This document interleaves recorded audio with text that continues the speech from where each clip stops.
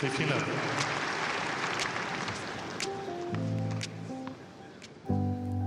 Welcome to the service game, where we serve you and serve starts the story. I'm your host, Ivy J. And in today's episode, I'll be talking about the Rome Open. Before we begin, I do want to apologize for missing last week's episode. I honestly don't know what happened. I've actually been in Quebec. I've been in Quebec City. I'm in Quebec City currently because I'm doing this French immersion program at the University of Laval.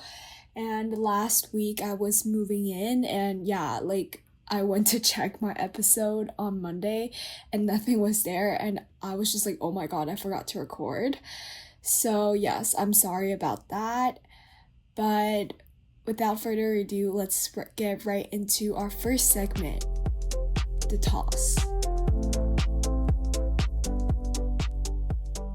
Okay, welcome to the toss. So I want to start with some major news that happened over the past 2 weeks. The first one being Carlos Alcaraz, who actually withdrew from Roland Garros due to his right wrist and forearm injury. And with that, I also want to say that Musetti and Draper also withdrew from Paris. And I think one of just the major concern, especially with the withdrawals of Musetti and Draper as well, is how competitive the men's side will be, because obviously the clear favorite here is Jannik Sinner, and I just wonder if there are any players left who can challenge Sinner. I mean, we do have Hodar, who is a talented youngster who's coming up, but is he talented enough? Does he have enough experience to compete and perform at such a high level? And with Djokovic, who barely played any tennis, and he also lost the first round at Rome, is he capable enough, maybe, if he's able to seize this opportunity even? Because he did beat Sinner at Australia. So there's just a lot of unknown factors, I think, coming into the French Open. And in terms of the coaching side, we got a lot of coaching news. So Jack Draper will actually be working with Andy Murray for Wimbledon. So right now they're just working in preparation for Wimbledon because he announced that he's not going to participate in French Open. And I think my thoughts here are mostly positive because I don't think Draper or Murray would announce something and not go all in. I think it kind of just shows that Draper will be participating in Wimbledon, which I think is definitely needed because, yeah, as I said, with 2 weeks ago, with him missing the French Open and the whole clay court season, his ranking has dropped outside of the top world's 100. And Raducanu, who also announced that she will be reuniting with her coach Andrew Richardson. Richardson helped her to win the US Open title in 2021, and after winning the title, about 2 or 3 months later, she announced that she will be parting ways from Richardson. And I think looking back at it, it was definitely a mistake at the time. Obviously, we know that when a player is really, really young, especially a run like that, Raducanu definitely didn't have a lot of pressure coming in of winning this Grand Slam. She was really young. She just had no sort of external pressure and no expectations on her from the crowd. But with her winning a title like this, I think there's definitely added pressure, and she kind of expect herself to do good as well. So it's obviously not going to be the same, but I still am really excited to see this partnership come back, I guess.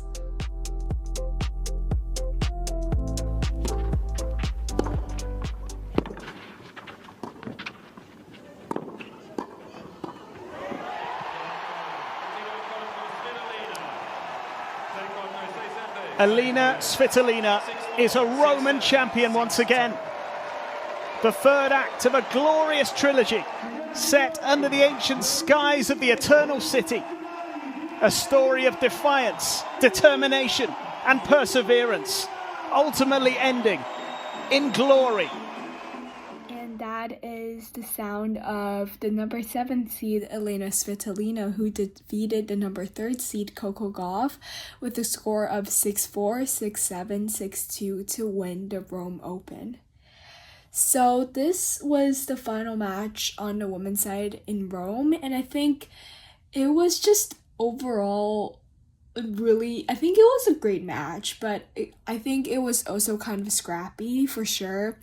But I just want to focus on Svitolina first because her run was magical. She defeated Rybakina, Swiatek, and Gauff from quarterfinals, semifinals to her finals. And I think one of the reasons why I want to give so much credit to Svitolina is because Gauff is known for having a scrappy game and winning when she's not performing her best, and I think that's how she won throughout this tournament.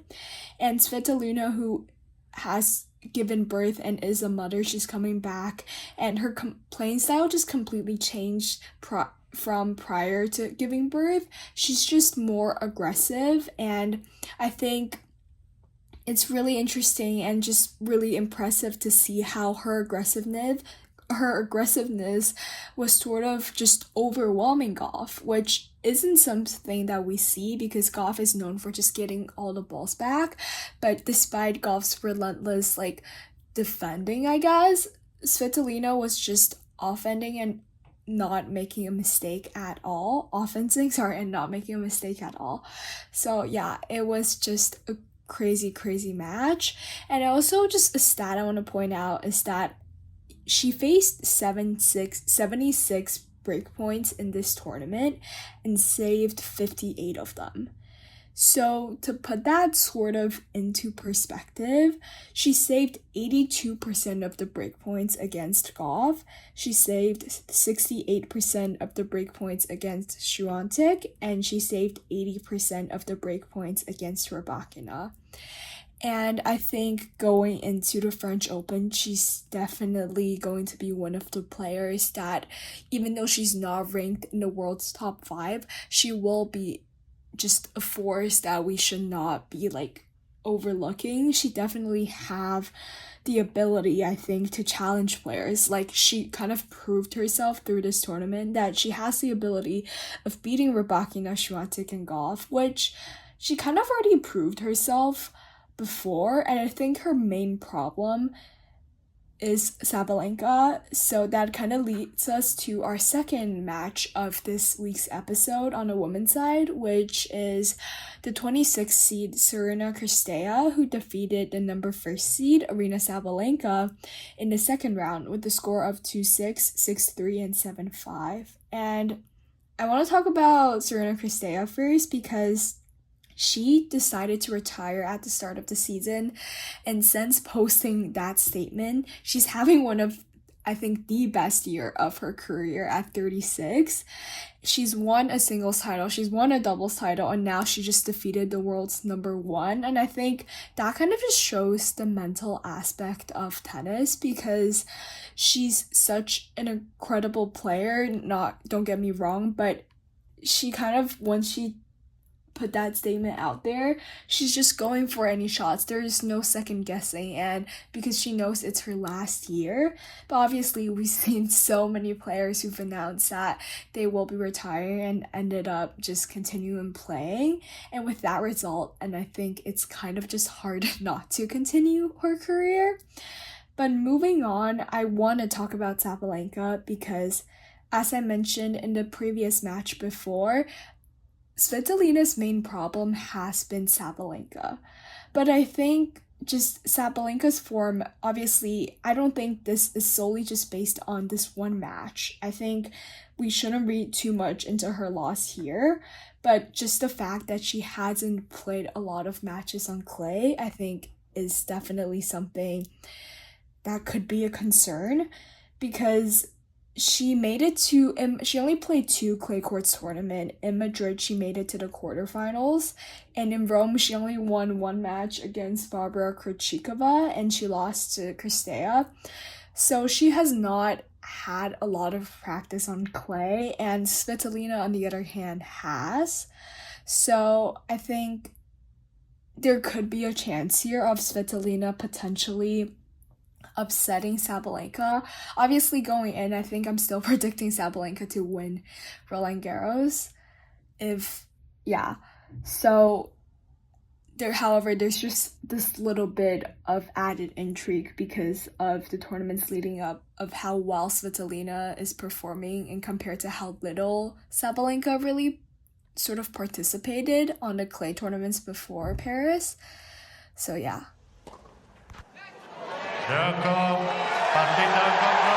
Yannick Sinner ends Italy's 50-year wait for a champion in Rome. 6-4. And that is the sound of our number 1 seed, Yannick Sinner, who defeated the number 23rd seed, Casper Ruud, with the score of 6-4 and 6-4 in the Rome final. So with Sinner's win in Rome, he became the first Italian champion at the ATP Masters 1000 event since Adriano Panada in 1976. So it has been 50 years, and with his win, he also completed winning all 9 Masters 1000 events, and he's still really young. And I think this match, to be honest, wasn't his best performance at all. I think Sinner today was pretty much the sloppiest version of him we've seen in this tournament so far. There's obviously added pressure, and he's probably extremely tired just from winning so many, like playing in so many tournaments. Let's just recap his run since Australia. So in Qatar, he did lose to Jakub Mensik in the quarterfinals. He won Indian Wells, he won Miami, he won Monte Carlo, he won Madrid, and now he's won the Rome Open. So he has won a total of 5 tournaments, and they are all Masters events in a row. So I just want to mention that because I think it's truly such an impressive stat. And going into Roland Garros without Carlos Alcaraz's presence, I think his confidence is definitely going to be at an all-time high. However, I do want to point out that he's been suffering physically, and he's been playing so much. Thankfully, he has a week off before Roland Garros, so hopefully he has more time to recuperate. But I think it's just, I think he's definitely just a favorite going into Paris. I will be, I think, just extremely surprised if he doesn't win. So yeah. Okay. And now I want to talk about the second match on the men's side, which is the number 7 seed Daniil Medvedev, who defeated the lucky loser Martin Landaluce with a score of 1-6, 6-4, and 7-5. So the first set of this was extremely one-sided. I thought that it was just a little bit like Medvedev on clay.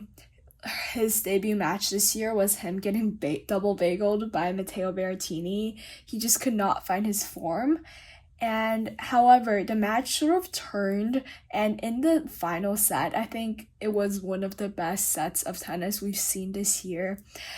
Landaluce has an incredible drop shot, and the guts to use his drop shot, especially like Medvedev had a match point, and his guts to use a drop shot on match point is insane. And I want to give credit to Medvedev as well, because Medvedev, I think he just has a really stable backhand, and just his stability allowed him to win. And he's like a pretty tall guy, but he's still able to get to all of these drop shots, even though some of them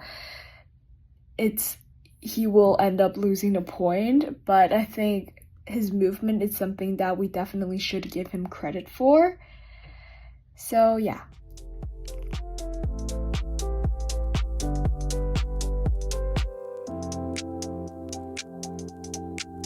Welcome to the follow-through, where we talk about tournaments in the next few weeks. So on the women's side, we have Strasbourg. The top seed here is Mboko, who is actually now working with Wim Fassan, who is Iga Swiatek's former coach. And on the men's side, we have Hamburg, the top seed being Felix Auger-Aliassime. Roland Garros is starting soon. The main draw is happening on May 24th, and the qualifying is actually starting Monday, which is the day I'm posting this episode. And there's a really interesting match between Grigor Dimitrov and James Faria that I think are definitely worth watching. So, fun fact of today is actually going to be about Sinner, just because to celebrate him winning Rome Open.